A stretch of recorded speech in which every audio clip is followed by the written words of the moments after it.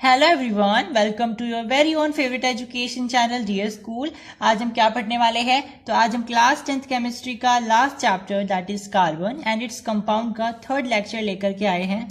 इस लेक्चर में हम डायमंड को आर्टिफिशियली कैसे प्रिपेयर किया जाता है इससे स्टार्ट करेंगे। लास्ट लेक्चर तक मैंने आपको ग्रेफाइट डायमंड के स्ट्रक्चर के बारे में बताया था और डायमंड के यूजेस के बारे में बताया था। तो चलिए देख लेते हैं कि डायमंड को आर्टिफिशियली कैसे प्रिपेयर किया जाता है। तो भाई आप इसको ऐसे समझ सकते हो, डायमंड नेचुरली कैसे बनते हैं। आपने देखा होगा जो वोल्केनोज होती हैं या उनके नीचे जो कार्बन वगैरह होते हैं वो बहुत टेम्परेचर के अंदर और बहुत ज्यादा प्रेशर के अंदर नीचे रहते हैं और बहुत साल में, बहुत ईयर्स में जाकर के वो डायमंड का रूप लेते हैं, है ना। यानी कि हमारा अर्थ है, ऐसे मैंने अर्थ को दो पीस में कर दिया। तो अर्थ की बहुत सारी लेयर्स होती है ना, तो यहाँ पे बहुत ज्यादा टेम्परेचर हाई होता है, यानी बहुत ज्यादा टेम्परेचर होता है और बहुत ज्यादा प्रेशर होता है। यानी कि अगर आप कोल के ऊपर बहुत ज्यादा टेम्परेचर और प्रेशर बढ़ा देते हो तो फिर क्या होता है, वो धीरे धीरे डायमंड की शेप में आना स्टार्ट हो जाता है। तो हमारे अर्थ के जो इनर वाला जो कोर होता है उसमें क्या होता है, बहुत ज्यादा प्रेशर होता है और बहुत ज्यादा टेम्परेचर होता है अंदर, है ना। क्योंकि अंदर क्या होता है भाई, लिक्विफाइड एक सैपलिंग होती है जो कि बहुत गर्म होती है, यानी टेम्परेचर बहुत ज्यादा होता है अर्थ के अंदर।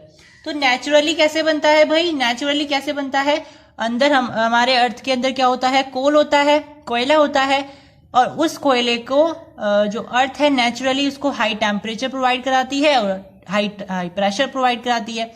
इन दोनों फैक्टर्स की वजह से ही वो धीरे धीरे आपका डायमंड में कन्वर्ट हो जाता है। तो इसी प्रिंसिपल का इस्तेमाल करके हम आर्टिफिशियली भी प्रिपेयर कर सकते हैं। इसके लिए हमें क्या चाहिए, इसके लिए हमें प्योर कार्बन चाहिए होगा। प्योर कार्बन को आप अगर हाई टेम्परेचर और हाई प्रेशर के अंडर करोगे, सब्जेक्ट करोगे, तो फिर क्या होगा, वो धीरे धीरे डायमंड में बदल जाएगा और ऐसे डायमंड्स को हम सिंथेटिक डायमंड्स बोलते हैं। ठीक है। अब ये जो डायमंड्स होते हैं ये साइज में छोटे होते हैं in comparison to the diamonds जो नेचुरली बनते हैं।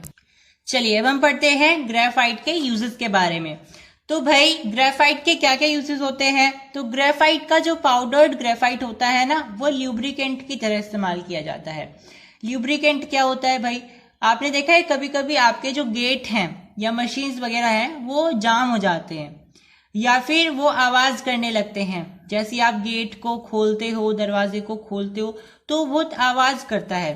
ठीक है, तो आप क्या करते हो, फिर उसमें एक ल्यूब्रिकेंट लगा देते हो, उससे फिर वो सही हो जाता है। तो वो ल्यूब्रिकेंट किससे बनता है, वो ल्यूब्रिकेंट इसी ग्रेफाइट से बनता है।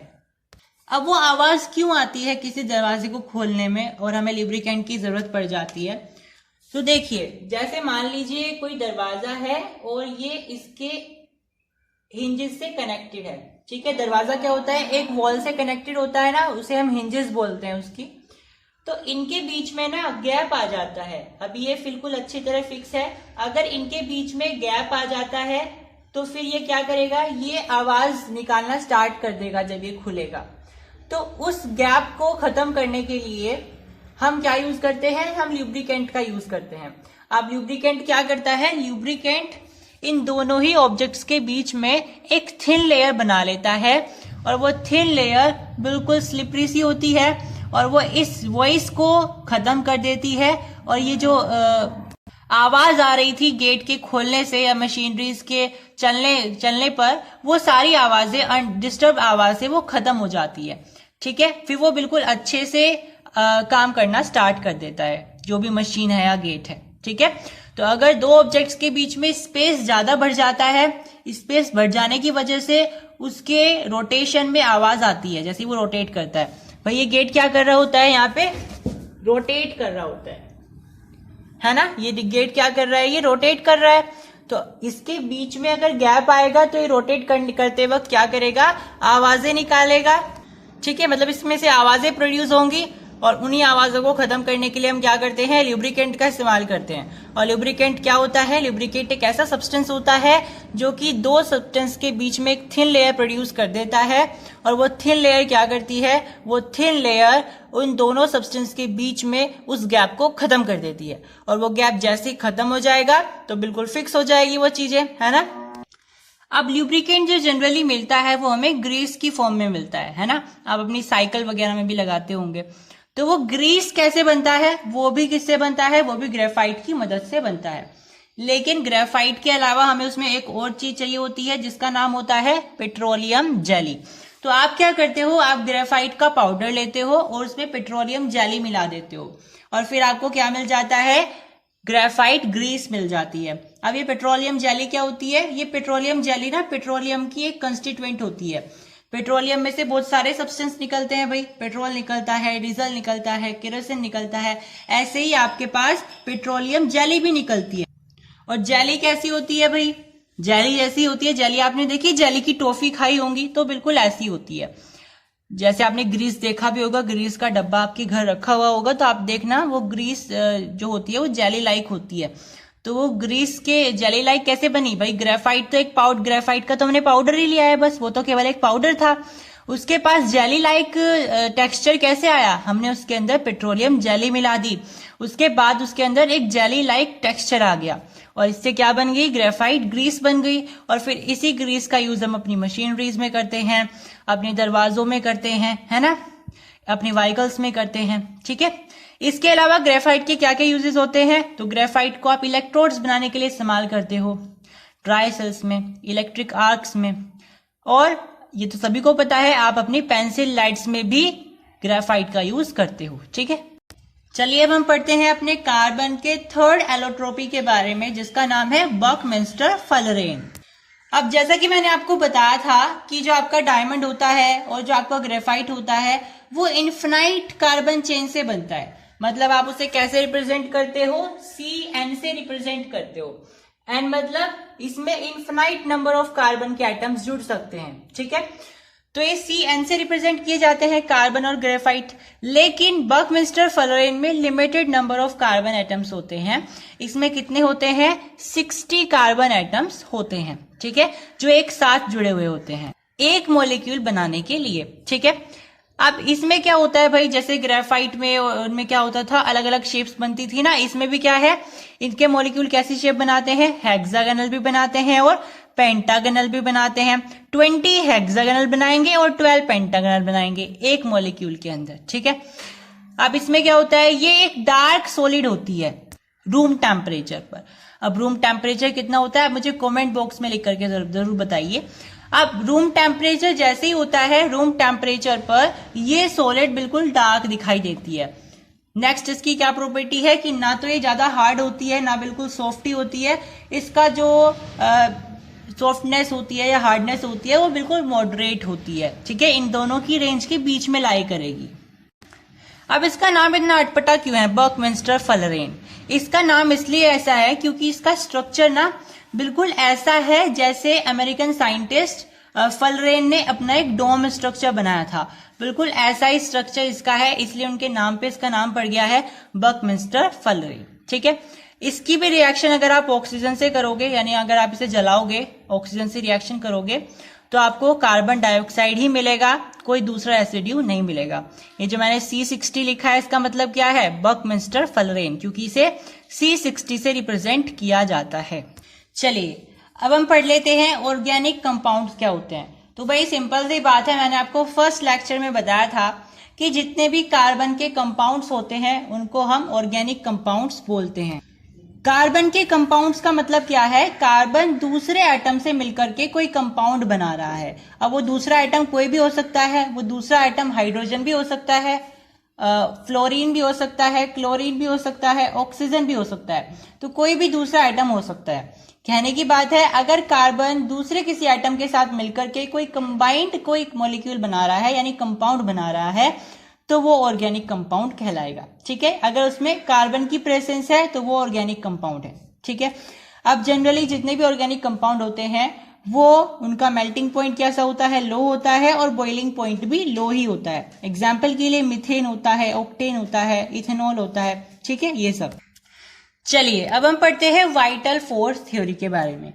अभी हमने ऑर्गेनिक कंपाउंड के बारे में पढ़ा है, वो पढ़ना जरूरी था क्योंकि अब हमें वाइटल फोर्स थ्योरी पढ़नी है। इस थ्योरी में हमें ऑर्गेनिक कंपाउंड के बारे में डिस्कस होगा तो हमें इसके बारे में पता होना जरूरी है। ठीक है, अब ये थ्योरी क्या कहती है, ये किसने दी थी, वो सब जान लेते हैं। तो ये वाइटल फोर्स थ्योरी ना बर्जीलियस ने दी थी और 1809 में दी थी। अब इस थ्योरी के अनुसार क्या हुआ था कि जितने भी ऑर्गेनिक कंपाउंड्स होते हैं ना, वो सारे के सारे लिविंग बॉडीज के अंदर या लिविंग सेल्स के अंदर बनाए जाते हैं। ऑर्गेनिक कंपाउंड मतलब जिनके अंदर कार्बन होता है और वो ऑर्गेनिक कंपाउंड्स की प्रॉपर्टी भी शो करे। ऐसा नहीं होता है कि हर एक कार्बन से कंस्टिट्यूट कंपाउंड ऑर्गेनिक ही हो, उसके अंदर ऑर्गेनिक वाली प्रॉपर्टीज भी होनी जरूरी है। ठीक है, तो बर्जीलियस ने क्या कहा है 1809 में कि भाई लिविंग सेल्स ही ऐसी बॉडीज हैं जो ऑर्गेनिक कंपाउंड्स को बना सकती है। मतलब कि ऑर्गेनिक कंपाउंड्स को आप आर्टिफिशियली नहीं बना सकते हो, वो नेचुरली बनती है और नेचुरली लिविंग सेल्स के अंदर बनती है, जैसे ह्यूमन बींग्स के अंदर बन गए या एनिमल्स के अंदर बन गए। ठीक है, अब ये थी आपकी वाइटल फोर्स थ्योरी कि इसके अनुसार क्या था कि आपकी जितनी भी लिविंग सेल्स हैं वो ऑर्गेनिक कंपाउंड्स को बना सकती है नेचुरली, लेकिन आर्टिफिशियली आप उसको लैब्स में जाकर के नहीं बना सकते हो। ठीक है, जैसे हम एक्सपेरिमेंट करते हैं ना लैब में, ऐसे ऑर्गेनिक कंपाउंड को बनाना इम्पॉसिबल है। ऐसा किसका कहना था, बर्जीलियस का कहना था 1809 में। लेकिन उनकी ये थ्योरी गलत हो जाती है। कब गलत हो जाती है, 1828 में गलत हो जाती है। और कौन गलत करता है साबित, फ्रेडरिक वॉलर। तो 1828 में फ्रेडरिक वॉलर आते हैं और वो इस थ्योरी को गलत साबित कर देते हैं।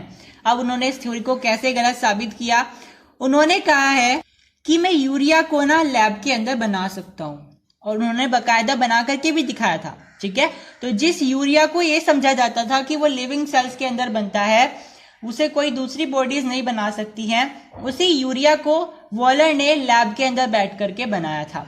ठीक है, वही हमारी बॉडीज क्या करती है, एक्सक्रीट करते हैं हम, तो हम क्या प्रोड्यूस कर रहे हैं, यूरिया प्रोड्यूस कर रहे हैं। और यूरिया क्या होता है, एक ऑर्गेनिक कंपाउंड होता है। तो यूरिया को ये समझा जाता था कि ये तो केवल लिविंग सेल्स बना सकते हैं, नेचुरली बनेगा अपने आप से, इसको आप आर्टिफिशियली लैब के अंदर नहीं बना सकते हो। लेकिन वॉलर ने क्या किया, इस ऑर्गेनिक कंपाउंड को लैब के अंदर बनाया। ठीक है, और हैरानी की बात यह है कि उन्होंने ये ऑर्गेनिक कंपाउंड एक इनऑर्गेनिक कंपाउंड की हेल्प से बनाया, और जिसका नाम क्या था, एमोनियम साइनाइड। ठीक है, इसका नाम क्या था भाई, एमोनियम साइनाइड था, जिसको आप NH4CNO से डिनोट करते हो। तो वॉलर ने लैब में जाकर के एमोनियम साइनाइड से एक ऑर्गेनिक कंपाउंड बनाया जिसका नाम यूरिया था। तो अब उन्होंने यूरिया को आर्टिफिशियली बना करके दिखाया, और इस पॉइंट पे आकर के वाइटल फोर्स थ्योरी, जो कि ये कहती थी कि हमेशा ऑर्गेनिक कंपाउंड लिविंग सेल्स के अंदर बनेंगे, उस किसी के अंदर इतनी ताकत नहीं है कि वो लैब के अंदर जाकर के उसको खुद से आर्टिफिशियली बना दे, वो गलत हो गई थ्योरी। तो वाइटल फोर्स थ्योरी वॉलर ने गलत कर दी। कैसे गलत की, लैब में जाकर के उन्होंने यूरिया बनाया आर्टिफिशियली, और वो यूरिया उन्होंने किसकी हेल्प से बनाया, एक कंपाउंड की हेल्प से बनाया जो कि इनऑर्गेनिक कंपाउंड था, और उसका नाम क्या था, एमोनियम साइनाइड था। राइट, अब जैसे कि मैंने आपको बताया, हर एक वो कंपाउंड जिसके अंदर कार्बन होता है वो ऑर्गेनिक नहीं होता है। कुछ ऐसे कंपाउंड्स भी होते हैं जिनके अंदर कार्बन तो होता है लेकिन वो ऑर्गेनिक कंपाउंड्स नहीं होते हैं। ठीक है, ऐसा क्यों होता है कि वो ऑर्गेनिक नहीं होते हैं, उनके अंदर कार्बन मौजूद है? ऐसा इसलिए होता है क्योंकि उनकी प्रॉपर्टी ऑर्गेनिक वाली नहीं होती है। ऑर्गेनिक कंपाउंड्स की क्या क्या प्रॉपर्टी होती है भाई, लो मेल्टिंग पॉइंट होता है, लो बॉइलिंग पॉइंट होता है, और भी बहुत सारी प्रॉपर्टीज होती हैं, मैंने आपको 3rd चैप्टर में पढ़ाया था। तो वो सारी प्रॉपर्टीज इसमें फुलफिल अगर नहीं हो रही है, इसका मतलब वो आपका कंपाउंड ऑर्गेनिक नहीं है, भले ही उसमें कार्बन है या नहीं है। अब उनके एग्जाम्पल्स क्या क्या हो जाएंगे भाई, CO यानी कि carbon monoxide, CO2, CO3, HCO3, carbides, ये सारे एग्जाम्पल्स हो जाएंगे। इन सारे कंपाउंड्स के अंदर आपको कार्बन तो देखने के लिए मिल रहा है। देखिए, CO में आपका कार्बन है, CO2 में भी आपका कार्बन है, CO3 में भी कार्बन है, HCO3 में भी कार्बन है, और कार्बाइड्स में भी कार्बन होता है। लेकिन इनके अंदर आपको कार्बन तो देखने को मिल रहा है, लेकिन ये आपके ऑर्गेनिक कंपाउंड्स नहीं है। ठीक है, तो ये कुछ एक्सेप्शंस होती हैं, और ये एक्सेप्शन आपने ऐसे ही नहीं एज्यूम कर ली है। ये एक्सेप्शन कैसे आई है, क्योंकि इनकी प्रॉपर्टीज मेल नहीं खा रही है। किससे मेल नहीं खा रही है, ऑर्गेनिक कंपाउंड्स की प्रॉपर्टीज से, तो आप इनको ऑर्गेनिक नहीं कंसिडर करते हो। चलिए, अब हम देखने वाले हैं, मैंने आपको जैसे कि बताया था कि कार्बन ना बहुत सारे कंपाउंड्स बनाता है। इतने कंपाउंड्स बनाता है कि आप उसकी गिनती भी नहीं कर सकते हो। और हर रोज नए नए फाउंडेशन हो रहे हैं कि ये भी, अच्छा ये भी कार्बन का है, ये भी कार्बन का है, ऐसे ऐसे बहुत सारे कंपाउंड निकलते जा रहे हैं, खोज होती जा रही है कि ये भी कंपाउंड कार्बन का ही बना हुआ है। तो कार्बन कंपाउंड्स की संख्या बहुत ज्यादा है और लगातार वो बढ़ती भी जा रही है। तो ऐसा क्या कारण होता है कि कार्बन कंपाउंड्स इतने सारे होते हैं? तो कुछ रीजंस होते हैं। उनमें सबसे पहला रीजन होता है कैटिनेशन। कैटिनेशन क्या होता है उसको जान लेते हैं। तो भाई कैटिनेशन ना एक प्रॉपर्टी होती है, एक कैरेक्टरिस्टिक्स होती है, और ये कैटिनेशन की प्रॉपर्टी ना कार्बन के पास होती है। ठीक है, ये प्रॉपर्टी क्या कहती है, ये क्या करती है प्रॉपर्टी, इसकी वजह से या इसकी मदद से कार्बन एटम दूसरे कार्बन एटम से अटैच होकर के लंबी लंबी कार्बन की चेन्स बना लेता है। ठीक है, चेन्स कैसी भी हो सकती है, वो स्ट्रेट भी हो सकती है, ब्रांच्ड भी हो सकती है, साइक्लिक भी हो सकती है ना। लेकिन कैटिनेशन क्या है भाई, कैटिनेशन एक ऐसी प्रॉपर्टी होती है जिसमें कोई भी एलिमेंट, अभी कार्बन को मिल रही है वो तो सही है, लेकिन कैटिनेशन ना सिलिकॉन के पास भी होती है। तो कैटिनेशन ना ऐसी प्रॉपर्टी होती है जो कि किसी एलिमेंट के पास अगर है तो वो एलिमेंट इस लायक होता है या वो एबिलिटी उसके अंदर होती है कि वो दूसरे अपने ही जैसे एटम्स के साथ मिलकर के लंबी लंबी चेन्स बना ले। जैसे कार्बन होता है, कार्बन अपने ही जैसे कार्बन के साथ मिलकर के लंबी लंबी चेन्स बना लेगा। तो ऐसे उसकी कंपाउंड्स की संख्या बढ़ती चली जाएगी। अगर यहाँ 2 कार्बन है तो कंपाउंड अलग बन जाएगा, 3 हो गए तो अलग बन जाएगा, 4 हो गए तो अलग बन जाएगा। जैसे जैसे आप एक एक कार्बन भी बढ़ा दोगे तो कंपाउंड्स की संख्या बढ़ती चली जाएगी, अलग हो जाएगा वो कंपाउंड, है ना। तो ये प्रॉपर्टी कैटिनेशन होती है। एक बार फिर से सुन लीजिए, तो वो प्रॉपर्टी जिसकी वजह से कार्बन के साथ ही मिलकर के बहुत लंबी लंबी चेन्स बना लेता है। ठीक है, यानी कार्बन क्या है, एक एटम है, तो कार्बन एटम अपने ही जैसे यानी कार्बन एटम से मिलकर के ही लंबी लंबी अगर चेन्स बना लेता है कार्बन की, तो उसे हम कैटिनेशन की प्रॉपर्टी बोलते हैं। जरूरी नहीं है ये कार्बन के पास ही हो, ये सिलिकॉन के पास भी होती है। ठीक है, अब कैटिनेशन ना 3 तरीके की होती है। वो स्ट्रेट लाइन में भी हो सकती है, स्ट्रेट कैटिनेशन, वो ब्रांच्ड कैटिनेशन भी हो सकती है, वो क्लोज्ड कैटिनेशन भी हो सकती है। कैटिनेशन का मतलब है कार्बन के एटम्स का जुड़ना, जरूरी नहीं है कार्बन के एटम्स का। हालांकि हम यहाँ पे कार्बन के बारे में पढ़ रहे हैं तो मैंने कार्बन बोल दिया है, तो आप उसको बाय डिफॉल्ट कार्बन ही मान करके चलिए। तो कैटिनेशन क्या है भाई, कार्बन की चेन्स का बनना। अब वो चेन्स कैसे भी बन सकती है, वो स्ट्रेट लाइन भी बन सकती है, वो ब्रांच्ड भी बन सकती है, वो क्लोज्ड भी बन सकती है, यानी कि साइक्लिक भी बन सकती है। चेन में कैसे बनेगी, लगातार लाइन वाइज रखे हुए हैं लॉन्गिट्यूडली। और ब्रांच्ड में कैसे बन जाएगा भाई, ये कार्बन जा रहा था, एक कार्बन दूसरा कार्बन, अब इस कार्बन के ऊपर भी एक कार्बन आ गया, फिर एक और कार्बन, फिर इस कार्बन से एक और कार्बन जुड़ गया, और फिर उस कार्बन से एक और कार्बन जुड़ गया, और फिर एक और कार्बन। तो ये जो लगातार जुड़ते जा रहे हैं एक दूसरे के साथ, ये क्या है, आपकी ब्रांच है। तो ये तो आपकी मेन चेन है और ये आपकी ब्रांच है। ठीक है, ये आपकी मेन चेन थी, इसमें कोई ब्रांच नहीं है, लेकिन ये मेन चेन के अलावा जो आपको इधर उधर दिखाई दे रहे हैं ये आपकी ब्रांच हैं। ठीक है, तो कैटिनेशन ब्रांच में भी हो सकता है और इसके अलावा कैटिनेशन क्लोज्ड भी हो सकता है, यानी कि साइक्लिक भी हो सकता है, जैसे इसमें दिखाया जा रहा है। ठीक है, और ये जो आपके मैंने स्केल्स बनाए हुए हैं, यहाँ पे लाइंस बनाई हुई है, ये किसे रिप्रेजेंट कर रही है, हाइड्रोजन को रिप्रेजेंट कर रही है। हाइड्रोजन के अलावा आप कोई और सा भी एलिमेंट लगा सकते हो, यहाँ पे कोई और सा आइटम भी लगा सकते हो जिससे इसकी वैलेंसी फुलफिल हो जाए। ठीक है, चलिए दूसरा रीजन क्या होता है, टेट्रावैलेंसी। टेट्रावैलेंसी का मतलब है कोई ऐसा एलिमेंट जिसके पास 4 वैलेंसी होती है, यानी लास्ट शेल में 4 इलेक्ट्रॉन्स हैं और 4 और उसे चाहिए अपने ऑक्टेट पूरा करने के लिए। ठीक है, तो कार्बन के पास क्या होती है भाई, 4 इलेक्ट्रॉन्स की कमी होती है अपना ऑक्टेट पूरा करने के लिए, और इसी की वजह से इसके अंदर बहुत ज्यादा टेंडेंसी होती है कि ये बॉन्ड्स बनाए। ठीक है, तो ये 4 बॉन्ड्स बना करके फुलफिल होती है इसकी डिमांड। ठीक है, नेक्स्ट प्रॉपर्टी होती है आइसोमेरिज्म। आइसोमेरिज्म का मतलब क्या होता है, आइसोमेरिज्म पता है क्या होता है, आइसोमर्स के बीच में होता है, यानी कि ऐसे कंपाउंड्स जिनका मॉलिक्यूलर फॉर्मूला तो सेम है लेकिन उनका स्ट्रक्चर अलग अलग बने। यानी कि अब देखो, अगर मैंने यहाँ पे कोई भी एग्जांपल लिख दिया है, मान लीजिए AB4, इसमें कोई भी कार्बन है, मान लीजिए A क्या है, ये कार्बन है, ये B कोई भी एलिमेंट हो सकता है। ठीक है, अब ये AB4 है और एक दूसरा एलिमेंट भी Ab4 है। आप कहोगे सर ये तो दोनों सेम ही है, हो सकता है इनके स्ट्रक्चर अलग अलग हो जाएं। यस, तो अभी तक तो ये था कार्बन के एटम कैटिनेशन शो करते थे, एक कार्बन भी ऐड हो जाएगा तो कंपाउंड अलग बन जाता था। लेकिन अब कंपाउंड अगर एक जैसा भी दिख रहा है ना मॉलिक्यूलर फॉर्मूले से, हो सकता है वो अलग अलग हो, क्योंकि हमें कैसे पता चलेगा वो अलग अलग है? उनके स्ट्रक्चर बना के। तो जैसे हम उनका स्ट्रक्चर बनाएंगे हम ये देख पाएंगे कि ये तो अलग अलग हैं। ठीक है, हम इस टॉपिक को आगे डिटेल में पढ़ेंगे। अभी के लिए मुझे ये बताना है कि रीजंस क्या क्या होते हैं। तो रीजंस में कैटिनेशन होता है, टेट्रावैलेंसी होती है, और तीसरा रीजन क्या है भाई? आइसोमेरिज्म है। ठीक है, तो बहुत सारे कंपाउंड बनने के कारण आइसोमेरिज्म भी है, यानी कुछ तो कंपाउंड ऐसे होते हैं जिनके अंदर same number of carbon atoms होंगे, same number of hydrogen atoms होंगे और सेम नंबर ऑफ दूसरे वाले एटम्स होंगे, लेकिन फिर भी वो कंपाउंड एक दूसरे से अलग हो जाएंगे क्योंकि उनका स्ट्रक्चर अलग अलग होगा। एक और प्रॉपर्टी होती है जिसकी वजह से कार्बन बहुत सारे ऑर्गेनिक कंपाउंड बनाता है, वो होती है tendency to form bonds with other hetero atoms.